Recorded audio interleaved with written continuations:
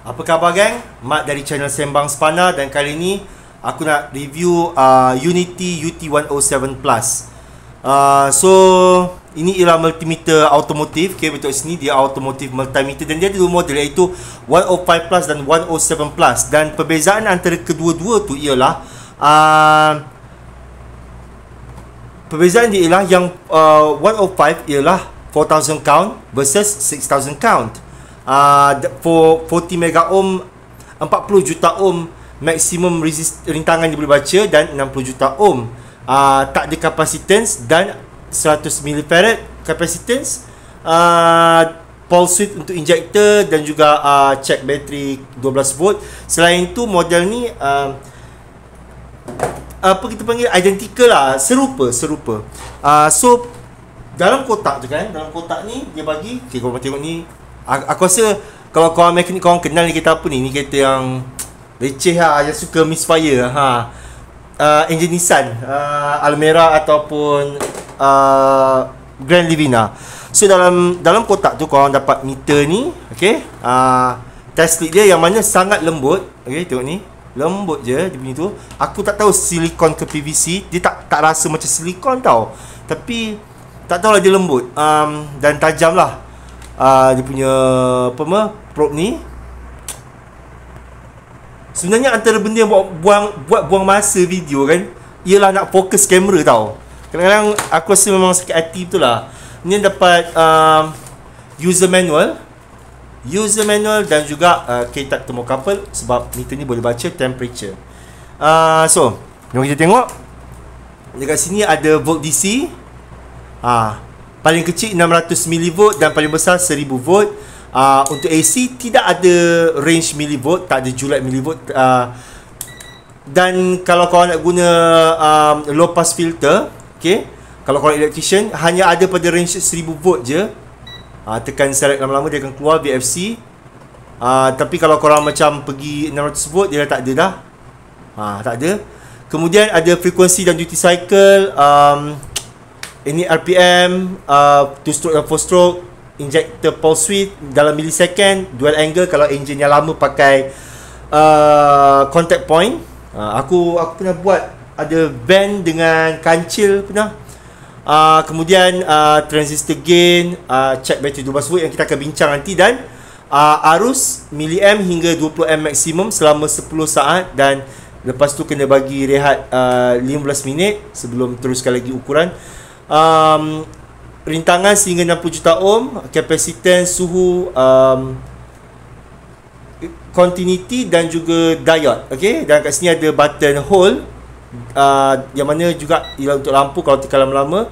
Tapi lampunya akan mati selepas beberapa saat. Dia akan mati, so korang kena hidupkan balik. Itu biar je, nanti korang akan tengok dia mati.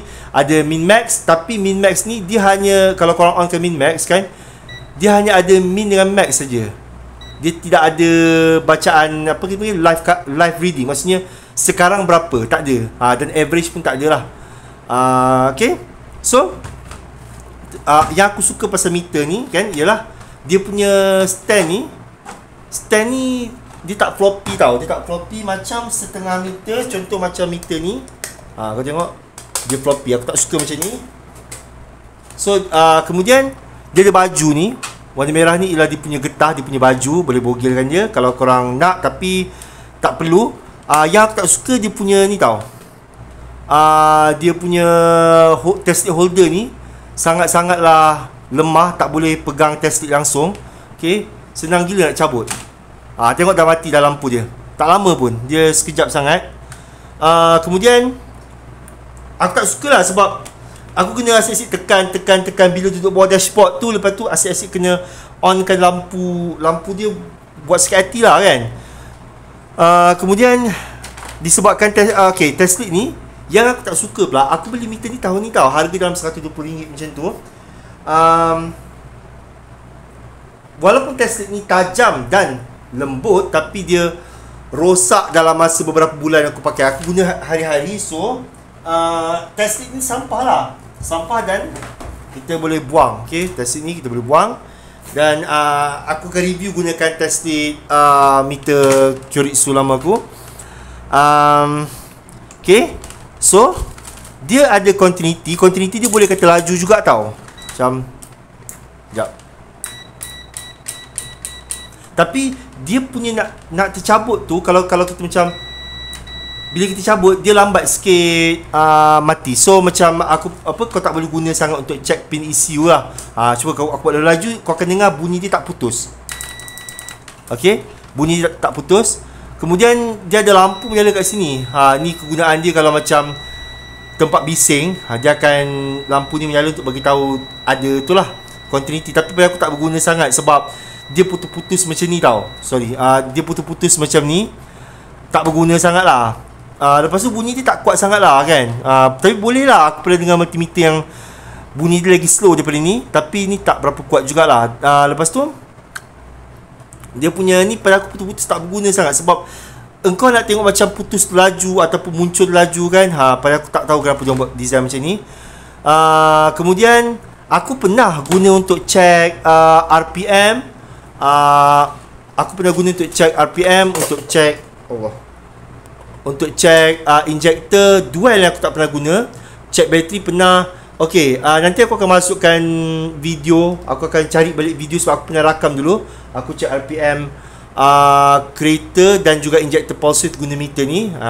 Boleh lah dia tengok pada kau check daripada mana. Kalau kau ambil daripada injector, RPM dia kurang tepat. Kalau kau ambil daripada coil signal atau mungkin daripada RPM signal dekat DLC, mungkin tu lebih tepat bacaan dia. Tapi aku kata RPM ni boleh lah agak tepat, tapi dia agak slow untuk respon. Untuk injector ada kata tepat, ada yang kurang tepat. Untuk test bateri 12 volt ni tak tepat langsung tak tepat. Okay. Sebab apa yang aku kena buat ialah aku kena tukar dekat milliamp punya range kat sini kan. Lepas tu set dekat 12 volt ni lah, dan dia akan bagi beban dekat bateri tu untuk check berapa voltage sewaktu bagi beban tu. Masalahnya beban dia ialah dalam sekitar, aku dah ukur itu, dalam 100 milliamp macam tu je. So memang beban yang sangat-sangat kecil. So function ni memang sensitif useless lah, tak berguna langsung. Kemudian untuk dia punya arus pula kan, yang aku tak suka ialah kau ada kat sini milliamp dengan high amp 10 amp tu lah. Bila pakai sekarang ni aku pakai milliamp ni, hari tu ada sekali aku pakai, fuse putus tau. Sebab aku secara tak sengaja aku pergi onkan alarm. So masa tu aku tengah check parasitic draw, current leak. Lepas tu aku tak sengaja pergi onkan alarm. Lepas tu fuse putus. Aku beli fuse baru, aku gantikan fuse ni, murah je. Aku ganti fuse baru dan dia okey balik. Tapi lepas tu tiba-tiba sekarang dia tak boleh baca arus dah. Aku rasa kalau aku cuba tengok aku check fuse. Okay, aku check fuse. Ini fuse milliamp. Nampak tak putus kan? Memang itu dia punya spek. Korang boleh download manual dekat internet kalau korang nak maklumat lebih lanjut. Aku malas nak cerita sebab benda ni korang boleh cari sendiri dekat internet. Okay, dan dia tak boleh, aku tak tahu apa masalah, tapi dia tak boleh mengalihkan arus tau kalau kau ukur milliamp. Aku dah cuba dah. Okay, so aku tak takut langsung fuse ni putus sebab aku dah pernah buat dah sebelum ni. Nampak? Dia tunjuk OL, tapi tadi dia ada tu je kita balik fuse dia. Okey, adakah masih okey ataupun dah putus? Okey, yang ni nampak gaya. Sekejap. Nampak tak putus. Sorry, aku silap range tadi. Ini yang malas bila meter manual range ni. Macam korang nampak dia manual kan, kena pilih sendiri julat berapa yang korang nak. Okay, so aku dah tak boleh baca dah milliamp. So dia tak boleh pakai dah. Dan bila aku google, rupanya dekat ada orang lain dah kena benda sama juga macam aku. Ukur milliamp, lepas tu fuse putus, dan lepas tu tak boleh ukur dah milliamp. Okay. Kemudian bila ukur 20 amp kan, yang ni aku perasan sebab kadang aku punya milliamp dah tak function. So aku check aku punya pakai amp kan, nak check current leak. Lepas tu aku perasan range dia terus pergi 10 amp ataupun 20 amp. So dia tak ada resolution tau. Kalau kau bandingkan macam meter yang elok kan, apa nama, tengok M, okay, nampak tak? Dia ada 3 titik perpuluhan. Sedangkan meter ni pun sama juga, boleh ukur sampai 10M. Meter yang ni pun sama. Kau boleh tengok, dia boleh ukur sampai ini boleh ukur sampai 20M. Dan tengok, korang boleh dapat 3 titik perpuluhan. Sebab apa? Mula-mula dia akan masuk range 6M dulu. Tapi yang ni dia terus range 20M. So korang tak ada resolution tu tau. So masa aku check parasitic draw, kalau aku dapat 100 mAh, aku akan dapat 0.10. So tak berapa sedap lah tengok berbanding daripada pakai meter lama aku boleh dapat macam 0.100 kan. Walaupun aku pakai range 10M, aku tak pakai range milliamp. Okay. Kemudian satu lagi benda yang buat aku sakit hati ialah dia punya rintangan. Kalau korang perasan, dia punya julat untuk rintangan, dia perasan tak? 600 ohm, 6000 ohm, 60000 ohm, 600,000 ohm. Mana 6 juta? Tak ada 6 juta ohm, dia terus 60 juta ohm. Sebab aku rasa dia tak cukup ni kot ruang nak bubuh ni. So dia terus pergi daripada 600,000 pergi 60 juta. Dia tak ada range 6 juta. Tapi kalau korang beli model yang 105 plus kan, iaitu model yang bawah dia, korang akan dapat range 4 juta ohm. Sebab dia 4000 count. So ada range 400,000 ohm, 4 juta ohm dan kemudian 40 juta ohm. Okay. Selain tu, kalau keluar masa aku beli tu kan, aku pakai berapa bulan, macam sebulan kot. Lepas tu lampu bateri dia menyala dah. So aku tak, mungkin bateri yang dia bagi tu tak elok kot. Tapi aku tukar bateri, lepas tu macam mukidasnya. Tapi dia keluar lampu laman bateri kan. Dan kalau keluar lampu laman bateri ni, korang tukar lah bateri dia. Sebab masa tu aku tukar pakai dan bacaan rintangan aku jadi pelik-pelik lah. Kemudian okay, temperature. Temperature, bacaan temperature dia tak ada perpuluhan. So korang dapat nombor genap macam ni je, 32 degree Celsius sekarang dalam bilik ni. Selain tu, okay, dekat sini korang boleh macam kalau korang bagi voltage tinggi kan. Okay, aku cuba ukur plug kejap. Dia akan menyala lampu ni, tak silap aku. Cuba ukur plug kejap.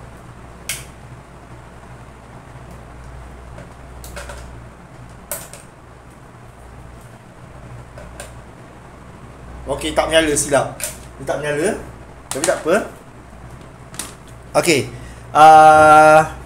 Selain tu, okey, dia punya kelajuan bacaan dia boleh lah. Pada aku macam korang nampak tadi kan, tak ada lembab sangat tapi tak ada laju sangat. Tapi korang tak nampak aku betulkan test lead. So kita tengok sini. Nampak? Tak ada lembab sangat tapi tak adalah laju sangat juga. So banyaklah terus terang kan. Kalau okey, aku punya verdict yang nak kata, aku akan kata aku tak recommend lah korang beli meter ni. Okey, lampu dia ni mati cepat sangat. Aku cuba buka manual sekejap nak cari berapa lama lampu dia akan on. Okey, tak jumpa geng. Lantak lah. Tapi lampu dia memang tak menyala lama sangat. So benda yang paling aku tak suka ialah pasal lampu dia. Display dia sebenarnya okey lah. Aku rasa macam dalam depan mata aku nampak lebih cantik daripada dalam kamera. Dia agak jelas. Bila sengit-sengit pun dia agak jelas lagi lah. Kemudian dia punya test lead dia aku tak suka. Masalah range switch dia ni. Dan dia punya satu lagi kan, korang tengok kan berapa banyak range dia ada dekat switch dia ni. Sepatutnya kalau dah banyak macam ni, dia kena ada button lain untuk on off tau. Supaya aku tak payah asyik nak off, aku kena pusing ke sini. Lepas tu macam aku asyik macam nak off kan, macam off dia kat tengah-tengah. So bila aku nak off tu, aku macam terlebih. Aku kena patah balik. Macam tu. So itu aku tak suka. Banyak aku tak suka pasal meter ni. Jadi aku akan cakap aku tak recommend korang beli meter ni. Tapi kalau korang nak beli, aku akan letak link. Tapi aku dah ada meter sekarang, so aku akan guna je lah kan. Nanti Video ni aku akan stitch sekali dengan video aku ukur RPM dan injector kalau kau boleh jumpa. Aku rasa dah tak ada apa dah aku nak review kan, pasal meter ni. Cuma aku mungkin boleh cakap kot pasal dia punya thermocouple ni, dia agak lembik lah. Dia, so kalau kau nak cucuk macam tempat-tempat yang dekat jauh tersorok tu, dia macam suka bengkok-bengkok sebab dia agak lembik sikit. Ni kan macam dia lembut lah, dia tak keras macam Fluke punya. Satu lagi yang ni tak dapat sekali tau, ni aku beli asing. Bag dia ni, ni RM20. Tapi korang boleh beli aksesori dia lah. So macam yang ni bukan dari Unity, ni aku beli asing. Ni jarum untuk cucuk, kita panggil weather seal dekat belakang connector. Yang ni untuk cucuk wire, untuk cucuk tebuk, apa kita panggil, pembalut penebat wire. Dia ada jarum dalam ni. Ada orang bagi tips kan sini, gosok sikit kertas pasir, bagi dia nipis kan. Bagi dia nipis dekat sini. So bila korang boleh pusing dan boleh masuk ke dalam lagi, so boleh cucuk dalam lagi. Ada orang bagi tips macam tu. Aku tak buat lagi sebab benda ni aku jarang pakai. Sebab apa orang kata tu, leceh lah. Kebanyakan masa boleh pakai ni je, jarum ni je. Kemudian ni test lead ni, ni Unity. Yang jarum ni dengan yang ni bukan Unity. Yang test lead ni Unity. So test lead ni kan, dia dua-dua macam ni tau. Sekejap aku tunjuk. Dia kedua-dua hujung dia sama, 4mm banana. So korang boleh cucuk lah macam dekat sini kan. Dan kemudian satu lagi side ni korang boleh cucuk aksesori. Macam ni alligator clip ni, clip wire ni sedap lah pakai, dia besar. Kemudian berbanding pada ada jenis yang kecil tu kan, tu tak sedap. Kemudian korang boleh cucuk dekat jarum ni boleh, ataupun nak cucuk dekat yang ni pun boleh. Dan pelbagai lagi aksesori korang boleh guna. So aku recommend lah beli test lead ni. Ni murah je, tapi kualiti tak adalah tu sangat. Aku tak ingat berapa ringgit, tapi tak mahal sangat lah. So tu je lah, nanti aku cari video tu, aku stitch sekali, supaya korang boleh tengok multimeter ni beraksi dalam fungsi RPM dan injector pulse width. Okay, tu je. Terima kasih menonton kan. Jumpa lagi.